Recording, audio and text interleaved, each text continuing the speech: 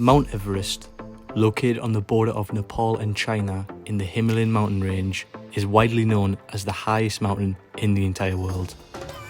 Elevated at an impressive 8,849 meters above sea level, this magnificent mountain has amazed mankind for years, and many people throughout history have felt a great desire to climb and summit upon its peak. With advancements in modern climbing technology, great knowledge of the mountain, and the somewhat commercialization of Everest, it has now become a very real, yet still extremely challenging possibility for many experienced climbers to successfully climb to the top of Everest with somewhat relative ease compared to other mountains of similar altitude. However, this was far from the case when we look towards the past. The first confirmed successful ascension of Everest did not occur until 1953, when the climbing duo of New Zealander Edmund Hillary and Nepalese Tenzing Norgay, part of the 1953 British Mount Everest expedition, summited Everest at around 11:30 on the 29th of May. Prior to the official maiden summit, there had been various unsuccessful attempts to reach the peak from a variety of prestigious climbers.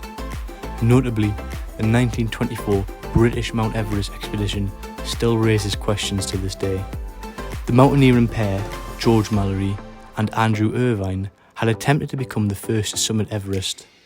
Unfortunately, the pair went missing on their summit attempt, with the last confirmed sighting on the 7th of June 1924. 75 years later, in 1999, George Mallory's body would be found at an altitude of 8,115 meters. It can be assumed that Andrew Irvine also sadly perished on the mountain.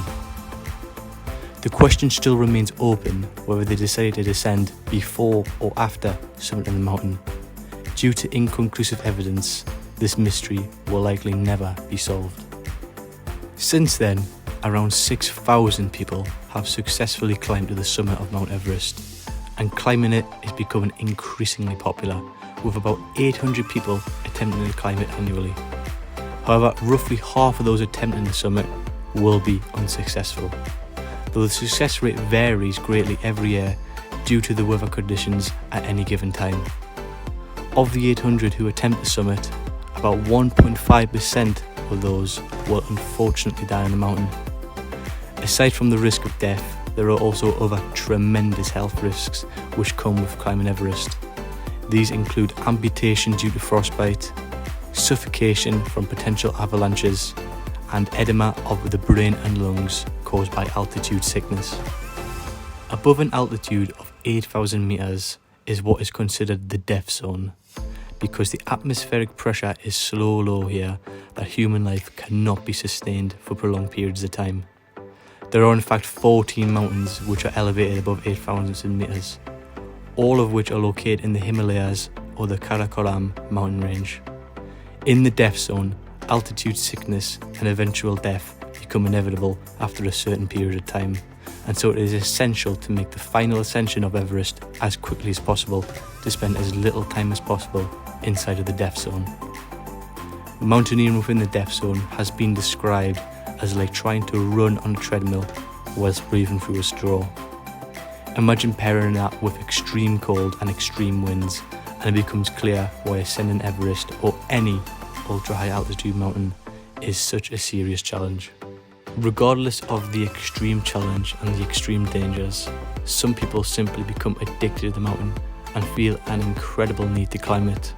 In fact, the record of most successful summits goes to Kami Rita Sherpa, who has ascended Everest a total of 26 times.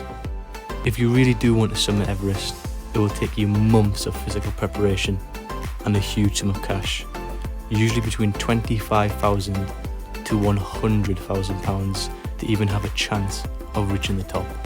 Interestingly, Everest grows taller every year by about half of a centimetre, so the longer you wait to climb, the higher you're going to be having to climb.